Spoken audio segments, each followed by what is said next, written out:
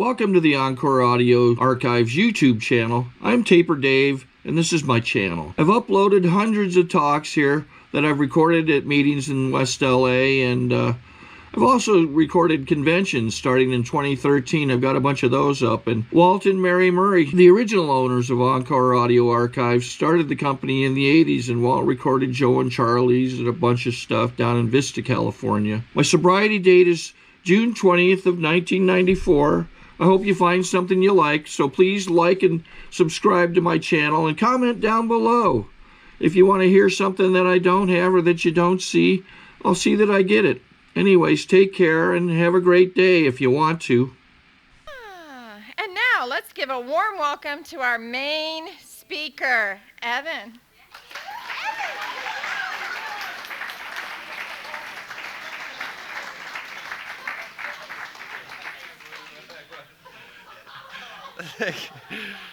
Thank you guys. I'm Evan and I'm an alcoholic. Oh man, what a night. I want to thank Alice for asking me to come out and speak. It's always, I'm really honored tonight just to be in a room with you guys. I mean, to hear the birthday people taking their cakes, it's just amazing that I get to be a part of it. I spoke at Palisades not very long ago, and I see a couple people that were here speaking then. If those are the only two meetings you've been to, there are other speakers in AA.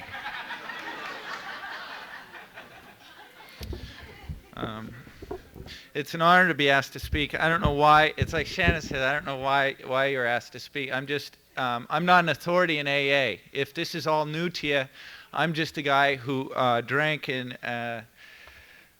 drank till I couldn't live anymore. This is the authority in Alcoholics Anonymous. If you don't agree with anything I say, you can go to another meeting, and you can look in this book too, and this is the authority. If you have any questions, or if you doubt, or if you're judging me, or if you don't like something about me, you can read this book or go to Al-Anon. Yeah. I love Al-Anon. Someone identified as an Al-Anon. I always raise my hand as an Al-Anon. You know, my first sponsor made me do that. Why do I got to go to Al-Anon? I'm an alcoholic. He said, well, somebody bought you those drinks. And so I love Al-Anon. And I always say that at the meeting. Al-Anon's been a blessing to be able to, I don't know how I get up the fear of speaking. Shannon and I were laughing about it. It's so terrifying to sit there and wait to have to come up and speak. And my big fear is that I'm going to be judged, that you guys are looking at me and judging me, you know. And it was Al-Anon that taught me that if you are judging me, you have work to do on your program. And it's my job to help you bottom out on that behavior. And so I'll always identify as an Al-Anon at any time. I love Al-Anon. I love any of the 12-step programs. You know, there's nothing that I do in my life. You can't take the 12 steps and apply them to my life, and it will get better if I do them. It's just remarkable to me. You know, I'm like, this is day 13 without cigarettes for me. And, well, no, I mean, I don't say that. Thank you very much. However, I had nothing to do with it. Thanks. I mean, it feels good. There's a real freedom. But I'll tell you what, I can't connect a lot of the thoughts in my head. They don't always run in the order I'd like them to. And it's like detox. It took me right back to detoxing from alcohol and detoxing from everything that I've detoxed from. And because I too grew up, you know, I loved the acid on Fridays. And I was born, however, in the 50s and grew up in the 90s.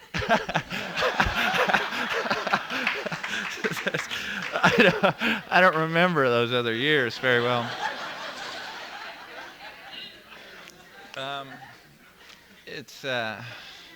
I mean, I'm a blackout drinker. I'm a drunk, you know. The nicotine, whatever it is, I'm changing my behavior. Whatever I'm having to surrender to today, you know. I always remember. It always takes me back to the first step in that surrender, you know.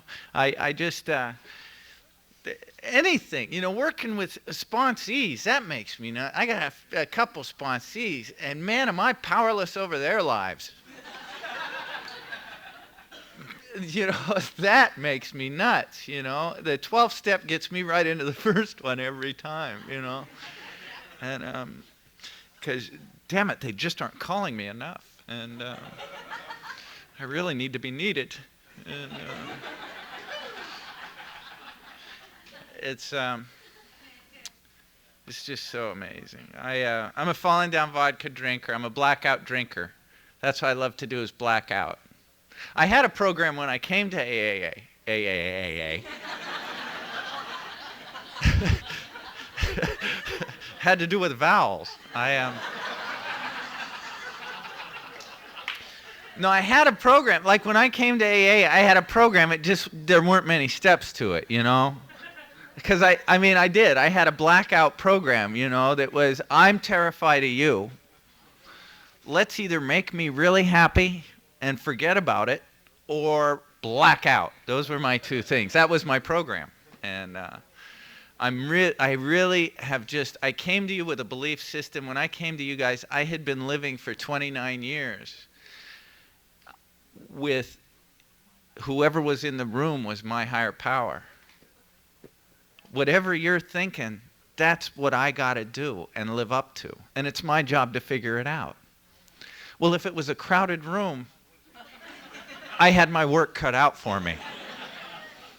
And often it was. And so you know, I mean, I remember, I think back on how I got that belief system, you know. I mean, I was raised by my father pretty much. He kept me with him. I don't know why. He kept marrying.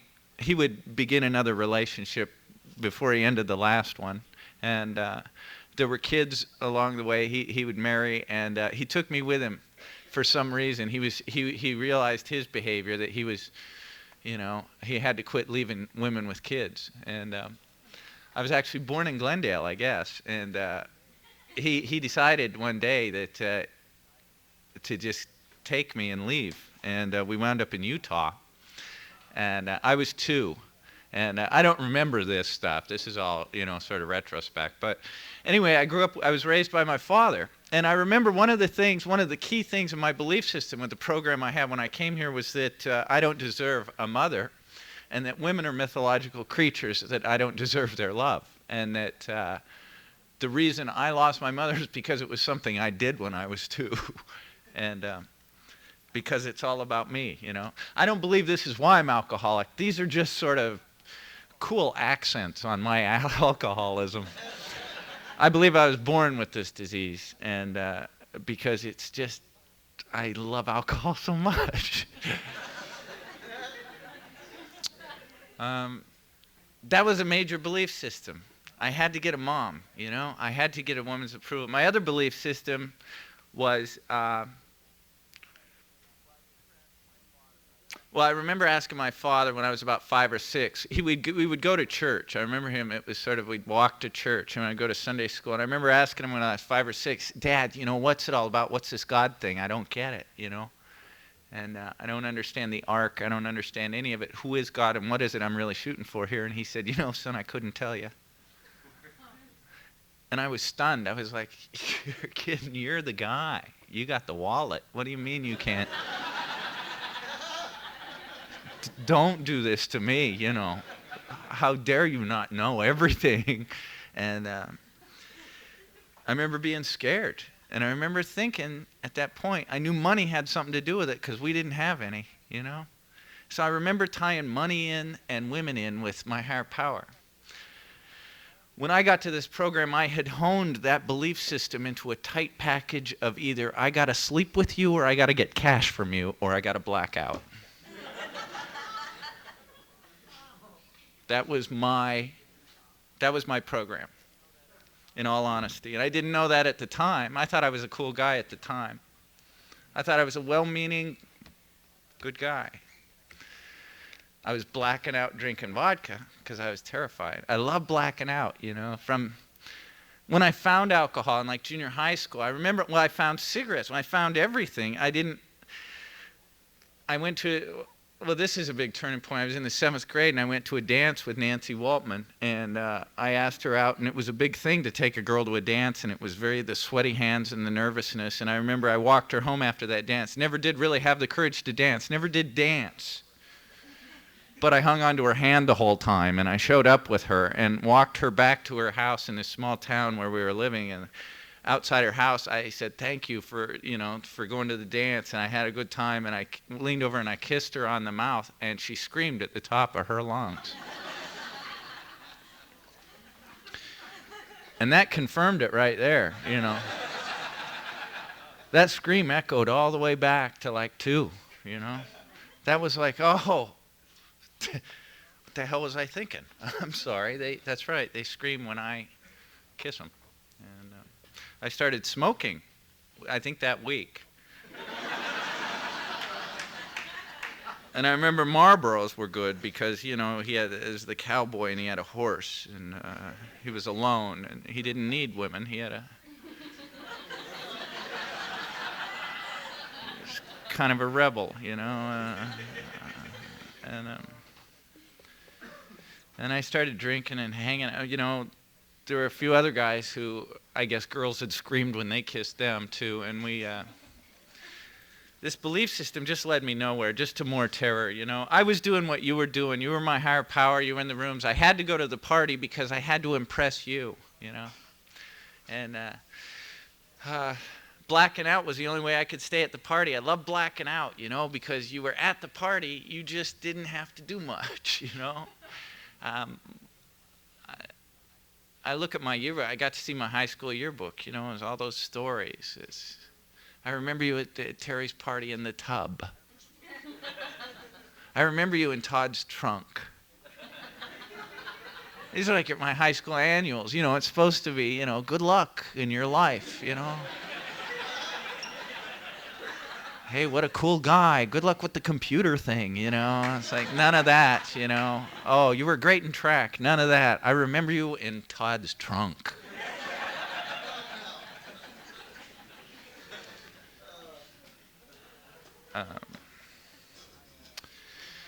Anyway, we were living in North Idaho then, and I didn't know. I was just doing what my dad had remarried. We'd married into this step family, and so I just felt like Dad's luggage my whole life. I wound up going to college. I don't know why or how. I had no grades. I think you just didn't need much to go to college in Idaho. You know, I think you needed a truck. And we had a truck. And I remember that was just absurd. Drinking a lot in college, you know. I mean, it's the same drinking. All the stuff around it doesn't matter. We all have the same thing. I drank till I was going to die. That's all. I drank until my only option was to have another drink or to kill myself, and I didn't have the courage to kill myself. My whole life got down to that simple fact. Nothing I knew or could apply in my life worked. I could not connect with you. I could not hold a conversation with you without it being about me getting into bed with you or getting money from you or blacking out. Those were the only topics I had stuff on, you know? And so the conversations were really bad. People, my family, it got to a point, my father who had raised me, I was the one thing he hung on to from his past that he wanted to make good, asked me at the end not to come home till I was 6 months sober, that I'm an alcoholic, you know? He said, and I'd asked him about my mother, and he'd said, well, she just didn't take care of you. And I didn't know, I didn't pry any further, because he was kind of, you know, he was an ex-Marine. He was a tough guy. And, you know, you just didn't, that was his business. Okay. But I remember him asking me, don't come home. I remember my stepsister I was very close to, you know, leaving the room once because I'm too drunk, just bursting into tears for no reason and leaving the room. I go, where the hell is she going? What's wrong with her? Well, you're too drunk for her to hang. She just can't bear to watch you drink like this. And these are people in my family. These are the people that are supposedly the ones that will stand by you no matter what, right? My relationships with women weren't, you know, I had to trick women because I knew you'd scream if you really knew who I was. So, you know, I had developed this little act where I would sort of, you know, toe in the dirt with a cigarette and a cocktail and, you know, help me. Oh, I'm in torment. You know, I'm a poet. And if only I had the right woman. And that's how I'd meet women. The last relationship I had, I met her. It was at Bradley's bar in San Francisco. It was the bar was owned by gay guys, but during the day it was like a commuter bar on the Enjuta line, and it was across the street from where I lived. So that was my bar, and I'd hang out at Bradley's all day. And the guys, you know, at night, all the gay guys would come in, and it was a gay men's bar, which was cool. But I just never left, you know. I would hang, and they said, "Well, are you gay?" And I said, "Well, I don't think so," you know. And every once in a while, a woman coming home would straggle in on the commuter line, you know, late, and go, "Well, I'll have a cocktail." And she'd walk into Bradley's, and they would just go, "He's right down there," you know. That's your guy, you know. And I would be there, you know, with my toe in the dirt, and I'm a poet, and help me, and I need that. And I swear my last relationship was with a wonderful woman. She was an Irish Catholic mental health nurse, you know. No better caretaker on the planet. I had 24-hour treatment right there, you know. I mean, this was my best thinking, and it got to a point where I was living with her and doing a series of detoxes, just detoxes and detoxes. And she knew them all, you know. She would get me to the good ones and the nice ones, and we'd have to go to different counties to get the expensive ones. And I'd end up, finally she got sick one time. It took me to Ozanam downtown in San Francisco, which is like, God, it's like a prison yard, you know. It was like, what the hell, I don't belong here. And I came to there, and it's like these little cots that are like 2 feet long, and then there's guys in the corner, you know, and it's chain link. There are no walls. There's like a chain link. The office is a chain link cage in the corner. And that's the guy in charge. He's hiding. And I came to, and I was like, do they know who the hell I am, you know? And I was terrified, and I went to the guy in the cage, you know, and I said, "I need my stuff. I got to go." He said, "You're just postponing the inevitable, Evan."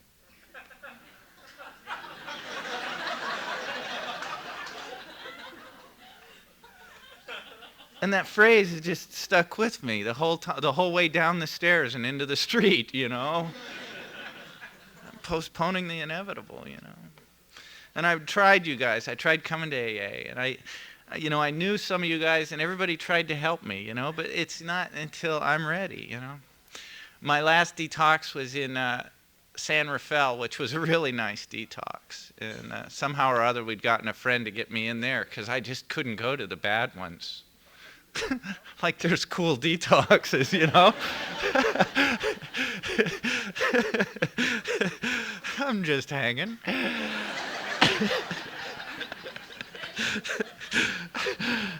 Do you remember the first detox? Anyway, man, those professional detoxes when you go in, it's like, okay, what's cool here, you know? What's happening? Do I have a good bed or not? You know, where am I on the pecking order? And it's like, man, nobody's on any pecking order. Here's the pecking order. You're not leaving for 72 hours. Man. My last detox, so I knew it was poof. It was in San Rafael, and it was the end. You know, I hadn't laughed. I'd quit laughing. Nothing was funny anymore. I remember I always laughed drinking. It was just goofy laugh. There were friends I could call, and they would go, hello, and I would just start laughing. And then they would start laughing. And we would laugh for like 2 minutes, and then we'd just hang up.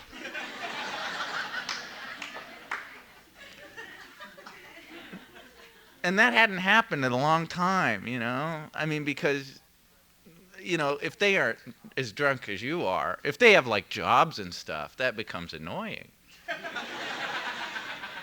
You know? because I couldn't work. I couldn't support myself.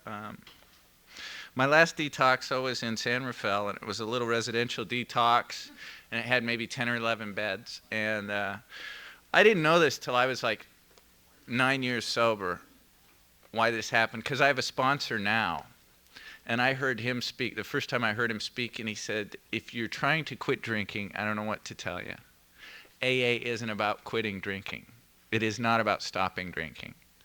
Jail is about stopping drinking. AA is about living sober. And I started wondering, how the hell did I stop? Because I couldn't remember how I stopped. I was 9 years sober, and I went back to that detox, my last detox, and I sat on the back steps, and I remembered. I had been in this detox. I had checked in and blackout. Alicia had checked me in, and it had been a medical thing, and I don't remember much. But I'd come to in there, and I was suicidal. I know that. I wanted to kill myself, or I wanted to drink again. And I knew all I had fingernail clippers and like $3 for cigarettes. And I knew the fingernail clippers was going to take time. And it's funny now, but I was deadly serious, man. I was deadly serious. I was going to start tearing it up, man. I wasn't laughing. She didn't want me. She wasn't going to detox anymore. She didn't want to deal with it anymore. Even she was sick of it. And she was good. And that was it. And I was in this detox, and there was a few guys, you know, you could tell they were regulars, you know. They were pretty comfortable with the place. But you're down in the kitchen, you know, the stomach starts the shaking, and you just go to the kitchen area, wherever it is, for the tea and the honey, you know, which is all they give you to stop the shakes. Because the shakes get so violent, you know, that blood sugar detox. Oh, my God. And just the cramps, and I'm sitting at the kitchen table, and somebody had made spaghetti. It was like dinner time someday or something. And the front porch, you'd see, was the front office, and there was a guy checking in. He had like a three-piece suit on. This guy was checking in. He looked fine. He was a tall guy. He had mustache. His hair was perfect. He was checking into this detox, and there were guys wearing pieces of clothes, you know, and you know, and it was.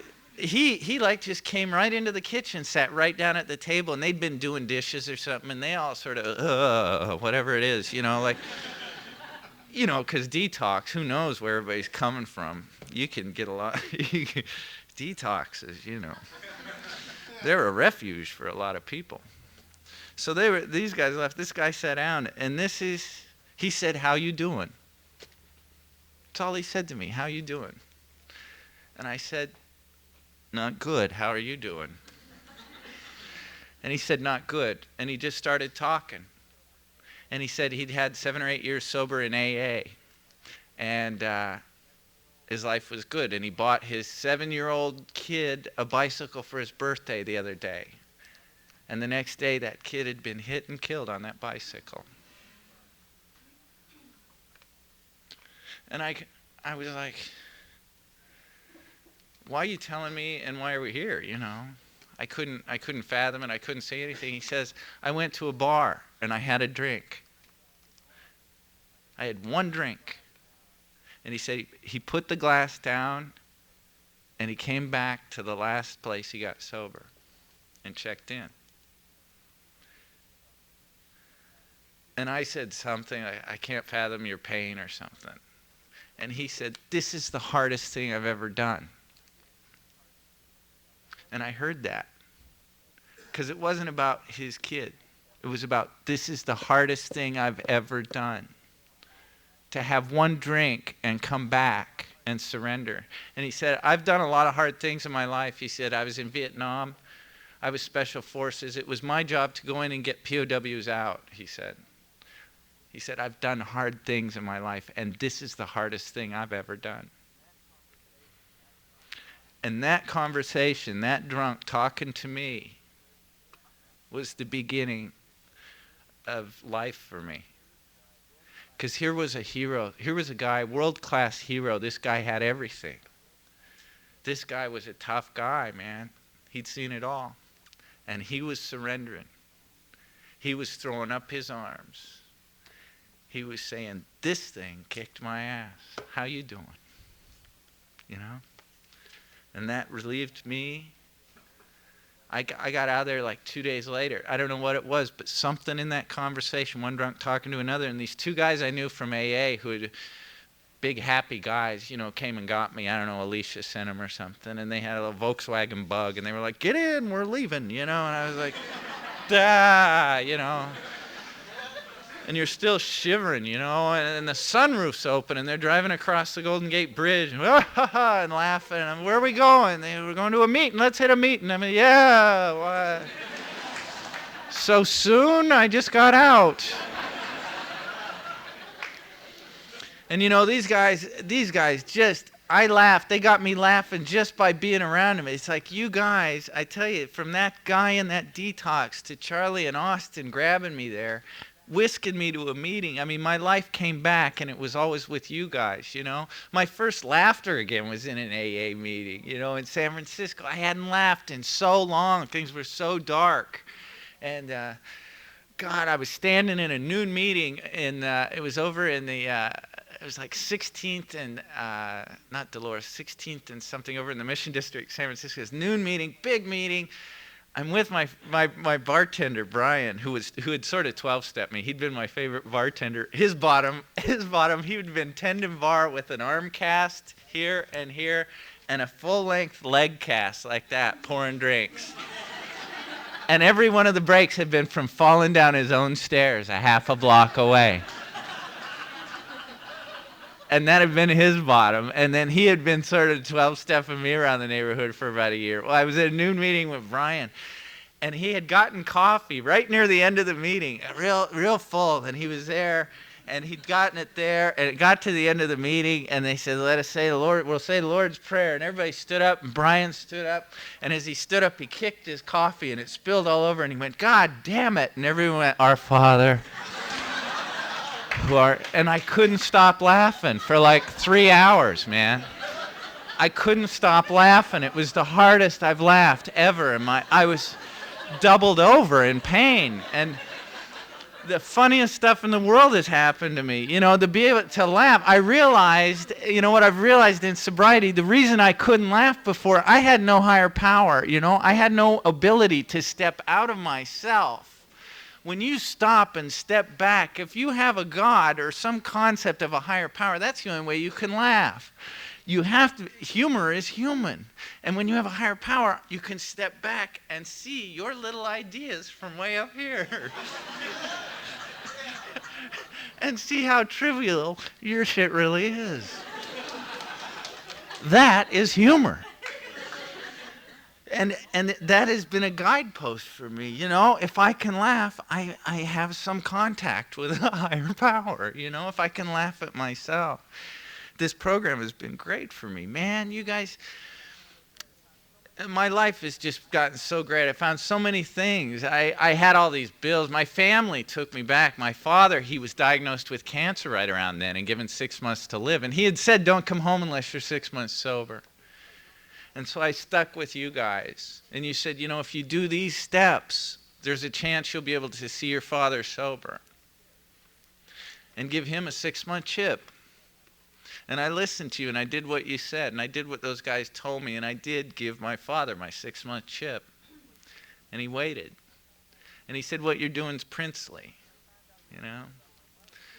And I found out the story about my mother, you know. I found half-brothers. I found out my mother died of this disease. The reason my father took me from her is she was a fallen down drunk. In 1956, she didn't have this program. She didn't get it. She wound up in she tried to kidnap me back and wound up in the Utah State Mental Institution with complications from this disease, because that's what they did with people in Utah in 1956, is they put you in the nut house, you know. And I got to go back there in sobriety, you know, and I got to see my brother back there, you know, who was raised by her. He wound up growing up in the Ogden City jail. And he's not alcoholic. This guy had a great life. He grew up in jail, and he's like became a fire chief. He's got 3 kids. You think that guy would have gone right down the toilet? And I went and met Jerry, you know, and you know he's got 3 boys, and one of them is a fallen down drunk named Chris. And Chris is glad to find his uncle, you know. They're like, what do we do? I go, well, you do what these people do. And the family's like, oh, Chris might make it? Oh, yeah. I found a brother here, a half-brother here, who called me once. Chuck called me once. This guy I hadn't seen in 28 years. He called me one time. He hadn't seen his dad. He'd never known his dad. He grew up with his mother. He called me once when I was living in Hollywood, and he says, you know, I've been hiding wine bottles from my wife. I think I should go to a meeting, one of those meetings. I go, really? He goes, yeah, that doesn't seem right. I was like, oh, sounds normal to me, man. I said, but I'll take you to a meeting. You want to go? And we went to a meeting in Hollywood, and it was the coolest meeting. It was the coolest meeting. Was it Gardner? And was it Hollywood and Gardner in the church there? And he says, man, that's so awesome. It's like a spiritual town hall. He was so excited about what we do. And he hadn't got to a point, but he saw where he could go, you know. This program's been great. You know, I got my whole family back. I got my history back. I got my life back. I had so many bills. I hadn't paid the taxes. I had never paid taxes. I thought I didn't know what the hell that was about. Are you kidding? Aren't they supposed to take those before? Don't they? And I got here and I had financial amends, you know, and I paid everybody off, but just didn't bother with the taxes because, you know, they know where to find me. I'll always be here, the tax thing. And the big ass quake hit, and I was in that. Was that the name of it? The fault line of the big ass quake? I didn't do these steps, really. My sponsor moved away, and I got to LA, and I had all these taxes. I got a tax bill that just scared the hell out of me. And the quake, I had been through the quake, and it was just fear had built up, and I wasn't hitting meetings regular. I didn't have a home group. I didn't have a sponsor. I had like 5-6 years sober. I was scared to death. And I called, well, I had married, the big quake in San Francisco, I was in that one in a hotel by myself and shopping a lot and working a lot, you know, and not really doing the steps, just getting a lot of things and looking good. And I married like a woman. When the quake hit, I married like whoever called, you know. And because we're going to die, let's get it done, you know. And she and I, that had not been right at all, you know. She didn't, and we'd gotten into one last fight, you know. It was like 6 months into that marriage, and I was holding up the sofa, and she had a knife, and I was like, I got to get back to the program. I got to get a sponsor. Charlie and Austin wouldn't let this happen, you know.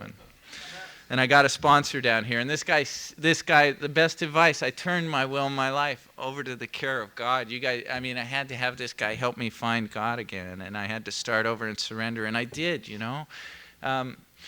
With the money, perhaps you're living beyond your means. Perhaps you're not surrendering. Perhaps your AA life is not in order. Perhaps you're not helping new people. Perhaps you've forgotten that your life is by the grace of God. Wow, I lowered my cost of living, you know. I got out of that place where I was in Hollywood, and I got close to you guys. It was over on the west side of L.A., over in Culver City. They really, you know, it was just a nice group, and I made it my home group. And I found a boat to live on. I moved onto a boat. A friend of mine said, that boat's for sale, and it was big enough to live on. And I was like, oh, okay, you know, well, I could do that. You know, I had a stepbrother lived on a boat in Vancouver, I guess, and I moved onto this boat. It was a sailboat, you know, because that was very spiritual to me. And the Newport commercials and stuff, seeing people on those. And I'd never sailed, but I knew it was a good thing, and because there were clothes that you could wear. And if there's a way to look good at it, man, I'll do it. And anyway, I started working on this boat I didn't know nothing about, and I was just trying to save money, and I found this boat, and I decided to sail it, because if you're living on a boat and you're not using the boat, you're just like a homeless, transient guy on a boat. So I had to become a sailor, you know, just to make this look good, you know. And I started getting into it. I started reading, and I started saying, hey, this is pretty cool. And I started working on the boat. I had to rebuild it. It hadn't been sailed in 10 years. And took it out, and man, I'll tell you, I didn't take lessons or anything. I just took it out because how hard could it be, really? I mean, the wind blows and up the sail, and it just scoots, and you got a Newport, and well, I'd been living on it by this time, so all my stuff's on there. Well, you don't, in the book, they don't say, when it heals, you freak, and because the boat goes like this, everything you own is just like that. And I don't think about the weight of the keel, about the boat coming back up. I think we're going round, we're going over. And it's like, ah! And it was like a moment of surrender. It's like, okay, everything you know is wrong. That's not what's happening. It's just fear, face the fear. What's the fear? Let the sail out, Let's start over. And I let the sail out, and the sail went like this, and the boat came back up, and it scooted forward. And I went, that's how you do it.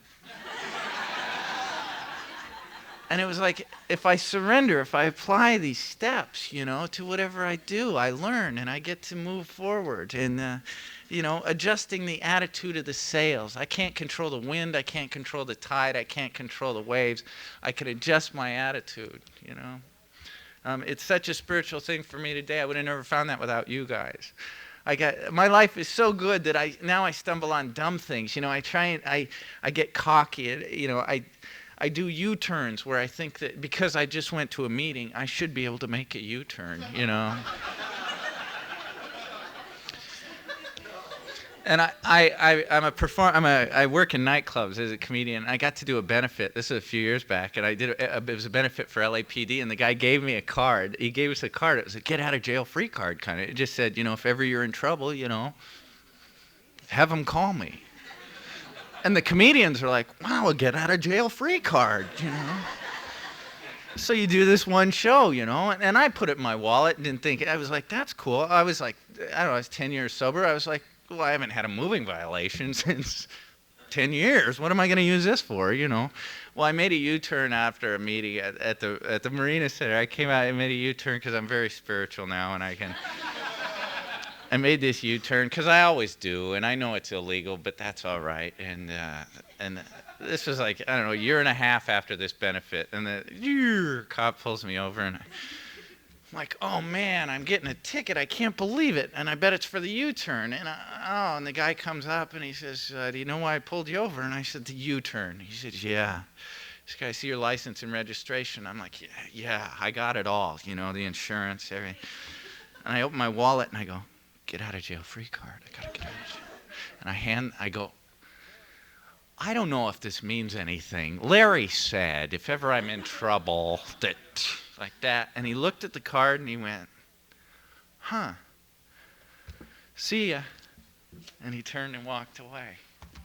And I was like, yeah. God, I love this program,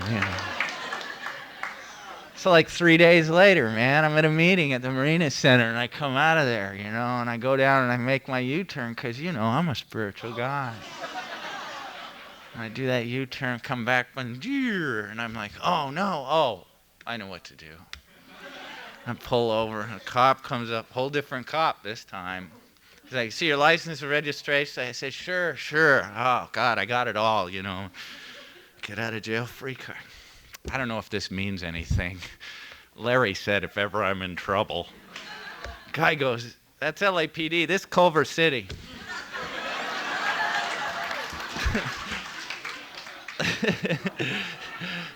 I get spiritually cocky, I get things today. It's like so stupid. I went into McDonald's, a drive-thru on Venice. This is the last story that I'm done. I know I'm going long. I go into the McDonald's on Venice, and I get a crispy chicken and number 7 in the drive-thru. And I do that pretty regular, because usually I crank up on coffee every morning till about 11, and then I'm starving, and you're running errands. And I pull in and I get this. They give me 2 crispy chickens in the bag. And I'm like, I got 2 crispy chickens. And I don't say anything. I'm like, thank you.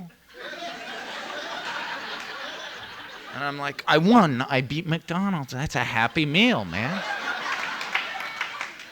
I am rocking. I'm into traffic. I go home. I'm back on I scarf both of them down because you got to, you know. And then I'm feeling kind of sick, you know. And I'm like, and I start thinking about karma a little, you know. And maybe it's not thou shalt not steal. Maybe you can't steal. And maybe this is this is God talking to you with the food.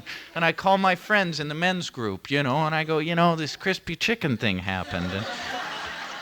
And we all talk on the phone about, you know, karma and stealing things. And maybe it's a good idea to go back and pay for this extra crispy chicken. And that's it, if it's really bugging you. And so the next, you know, day, it's like I'm going by there. I'm like, okay, I'll go get crispy chicken and I'll pay for that thing. Get this out of my system, you know. And I go in, I order a crispy chicken. I get up to the window and I give the woman the money for the one crispy chicken. She hands me one. There's one. I said, how much is a crispy chicken by itself? She goes, would you like another one? I said, no. It's just the other day I ordered one. You gave me two. And I said, I'd like to pay for the other one. And she sort of smiled and she said, that was a special we were having.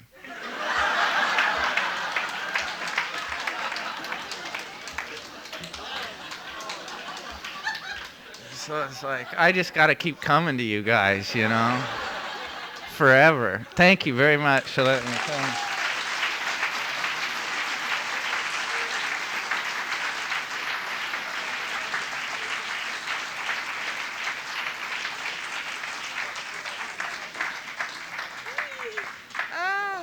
Sorry to interrupt your viewing. Taper Dave here. Just wanted to take a second to ask you to like and subscribe to my channel. Let me know if you like what you're listening. I've got some very good talks here, and this one's a great one. Just curious, do you think this is better than Zoom? Tell me what you think.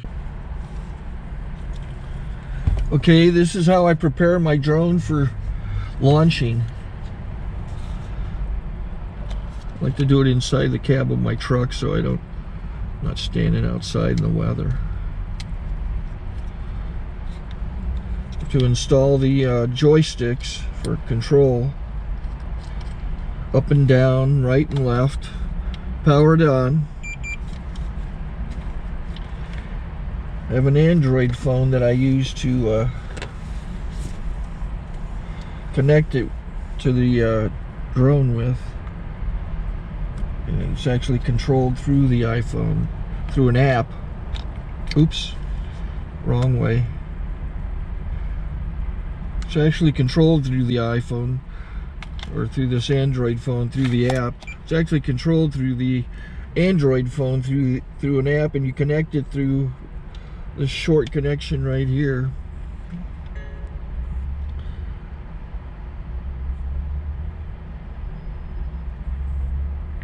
Remote control connected. Remote control's connected. So I pull out the drone. I have to extend the legs. Long legs extended first, then the short legs. Remove the gimbal protector. Set that aside, then power it on one short burst, then one long burst. I lay it down. So I have to go to calibrate. So the drone's not connected yet. It shows you here as this drone gets disconnected, even though the remote's powered on. So the drone has to establish it's connected. So I go into the app to calibration mode. First I'll calibrate the remote controller. Start calibration. Out, in, oop, out, in, up, down, and then this little wheel is to control the gimbal. So it's calibrated. Go to gimbal calibration, start calibration, and then it calibrates the gimbal. I don't know if that shows up. The gimbal's moving all over the place. Changes, you can see it on the video. And I'm calibrated to take off. It's acquired 7 satellites at the moment. There are 26 satellites up in the sky, which it has to acquire before you can take off. So it's connected. It's got enough satellites. This is white. I can go to press this little arrow button, swipe right to take off, and it would start the motors if I slid this to the right, but I'll wait till I get outside. Don't want to do it inside.